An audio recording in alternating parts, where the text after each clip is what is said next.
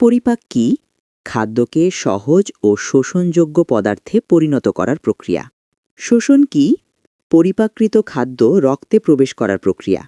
মানবদেহে পরিপাক কোথা থেকে শুরু হয়? মুখগহ্বর থেকে। মুখে কোন এনজাইম কাজ করে? অ্যামাইলেজ। অ্যামাইলেজ কি কাজ করে? শর্করাকে সরল শর্করায় ভাঙে। পাকস্থলিতে প্রধান কোন এনজাইম থাকে? পেপসিন। পেপসিন কি কাজ করে? প্রোটিনকে ভেঙে পেপটাইডে পরিণত করে।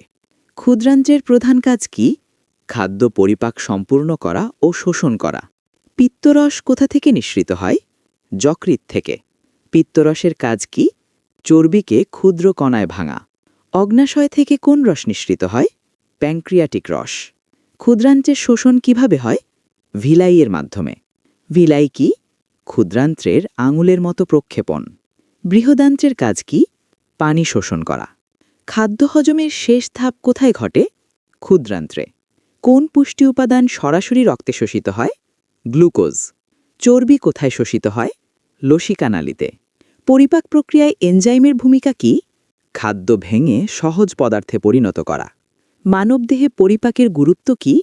পুষ্টি গ্রহণ ও শক্তি উৎপাদন।